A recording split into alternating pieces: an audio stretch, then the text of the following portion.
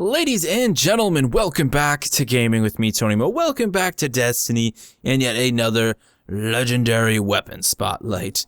Now we're going to be changing up the format on this a little bit, just going into a little bit more detail and also ensuring that regardless of the weapon's capability or incapabilities in either PvP or in PvE, we're still going to talk about that weapon and how it performs in PvP as well as in PvE. So today we're taking a look at none other than the Darkblade Spite, the legendary fusion rifle. It is actually a strike-specific fusion rifle that can be obtained from killing Alec Hall, good old Alec Hall, that old man hanging out down in his pit, during the Sunless Cell Strike. I managed to get mine a couple weeks ago and was pretty stoked about it because of its visual appearance. But before we get to that, I need to make something very clear so everyone is aware of that, because I do feel there are people out there who don't understand entirely how these strike-specific weapons work. They are not like exotics. They do not have a locked-in perk. Every single perk you see here is random. There's a bunch of different perks that can fit in any of these columns and slots. If you're interested in seeing all of the possible perks for your Darkblade Spite, I will have a link down in the description below that will take you to a Planet Destiny page that will show you all of the possible perk rolls. And that goes for all of the strike-specific weapons. Treads on Stars, Amogan Loop, it does not matter. They all have completely random perks. Yours could be the same as mine. It could be different from mine. You could have one or two of the same perks. Let's just make that clear. Now, let's talk about its visual appearance, because honestly, that is what I find most striking about this weapon. I love the sort of, bone design, like somebody took an old hive bone, or some old hive, and just hacked him up and then skinned him and then took his bones and decided to graft it onto the side of a fusion rifle and then do a little bit of artwork while they're at it. We got some black paint going on here. We can see tiny bits of green, sort of glow infused into the bone in places. Overall, it just looks wicked cool. I like this white bone color on it as well. To me, it looks better than any of those sort of bony Crota's End type weapons. This looks way better than all of those. I just like this. I think they nailed the design on this. There is actually a fusion rifle that you can get from Omnigol that has a similar design that also looks just as wicked cool. I'm working on it. Don't worry. Hopefully I'll get my hands on it very soon and we can cover it. It's just a cool looking weapon. That's really why I wanted this thing. I saw someone carrying it in the tower and I was like, what is this? And then I was conveniently running Heroic Strikes in the playlist, and I managed to get my hands on it. It will not drop as an engram. This thing's just going to drop straight up like all of the strike-specific weapons will.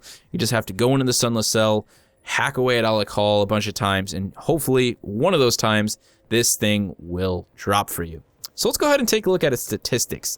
Charge rate, admittedly not as low as a lot of the Amalon fusion rifles that are available now in the Taken King. It does have an exceptionally high impact, though much higher than almost all of the fusion rifles that I've seen available in the Taken King thus far. We've got pretty great range, super high stability, as I currently have it perked out with Brace Frame, a snappy reload, and a 4-round magazine, which is one down from the base. So if we go ahead and put lightweight on rather than Brace Frame, you can see that we can actually have 5 shots with this instead of 4.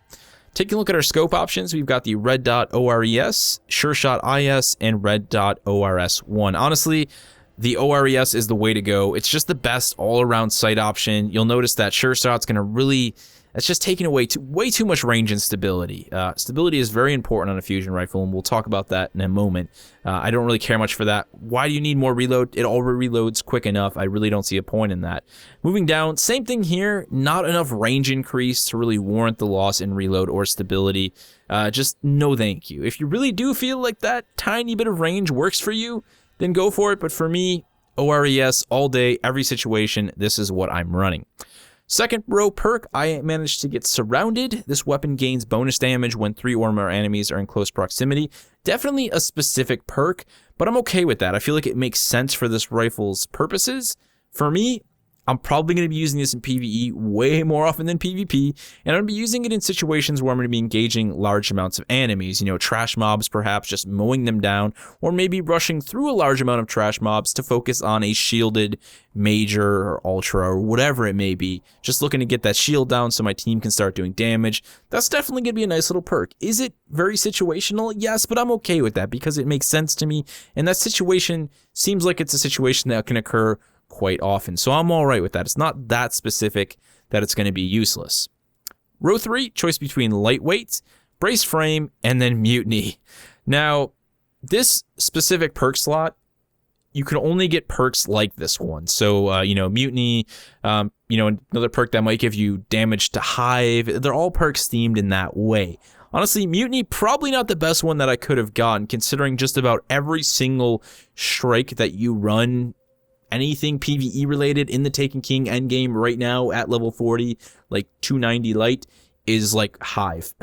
It's Hive, it's Cabal. There's very few fallen situations, so not entirely happy with that, but it'll have to do. Regardless, I'm going to be running Braced Frame all day long. The loss of 1 round to the magazine is totally worth the insane increase in stability. Take a look at some of this footage.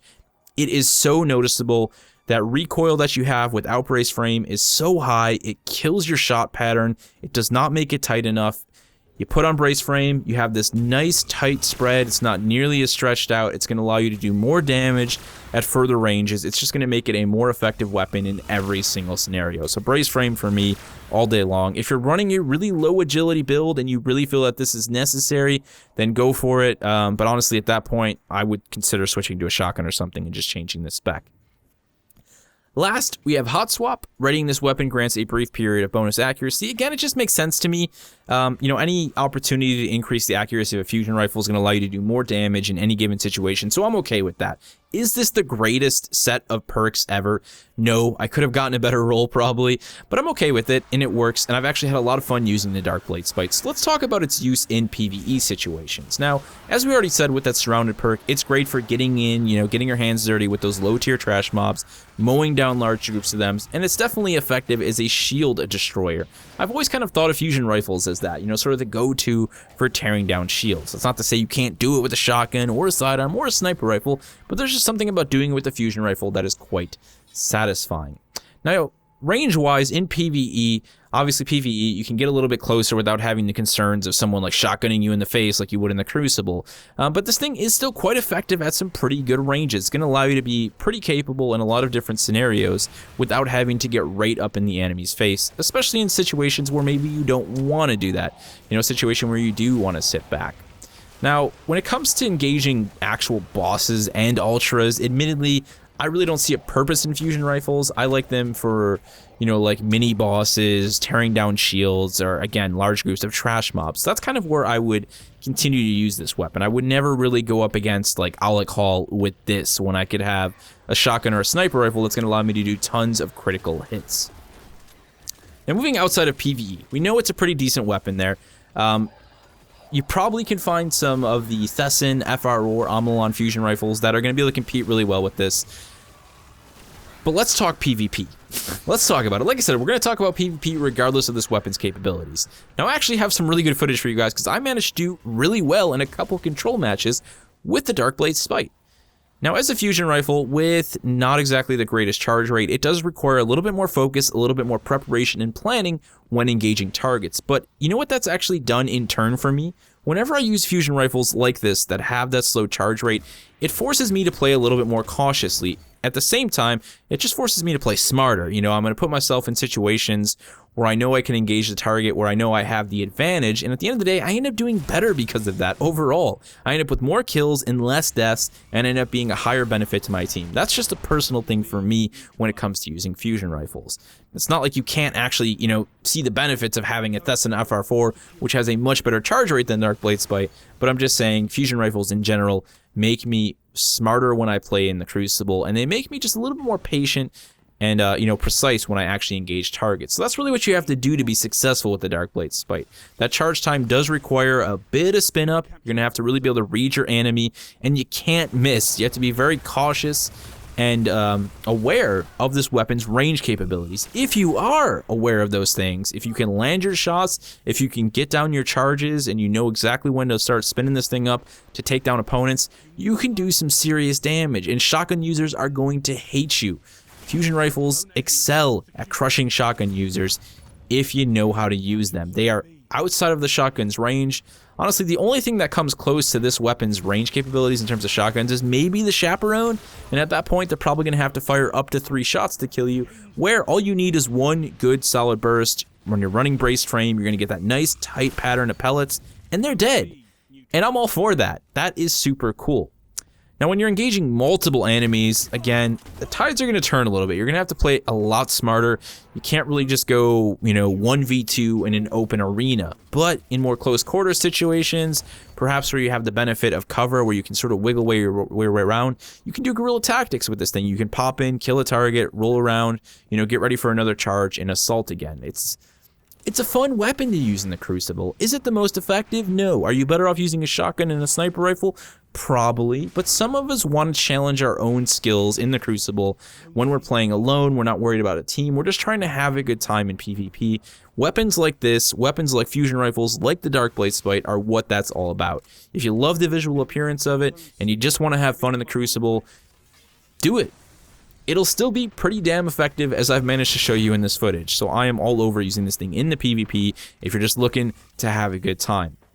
As a support weapon as well, I mean, fusion rifles are pretty powerful. I would say the Darkblade Spite is just up there. It has really good range, is one of the big things for me on this. A really great range and a really great impact when compared to a lot of the Amalon fusion tools. So it does make it a good support weapon. It makes it great at tearing down shields at slightly longer range, or just helping friends clean up already weakened enemies. It can be a really effective tool, and it's got great ammo capacity as well. Even though you have that 4-round magazine, you've got a quick reload, you can have a lot of the reserves. It just works for me in the Crucible. Again, not the best thing. A lot of you out there will just be like, give me a shotgun and a sniper rifle any day. But there are some of us who will find that we enjoy using fusion rifles, and the Darkblade Spite is a great addition to your collection. That does it for the Darkblade Spite, guys. If you want to pick this thing up, as I said, you're going to need to head on down into the pit in the Sunless Cell Strike and hack off Alec Hall's legs or his head or whatever. Just kill the guy, and hopefully this thing will drop for you. Now, I managed to get mine to drop on a heroic difficulty. I don't know about getting them to drop on lower ones. It seems that you can. I've heard people say that. But really, heroic's not actually that challenging anyways. Get your friends together, grab some 3 of coins, ensure that you also get yourself an exotic engram while you're there, and maybe you can get your hands on your very own Darkblade Spite. If you do, or if you already obtained one, let me know what perk rolls you got on it. Have you been using it? Do you love it? Do you hate it? Did you dismantle it? Let me know everything about your very own Darkblade Spite down in the comment section below, and I will see you in the next Legendary Weapon Spotlight.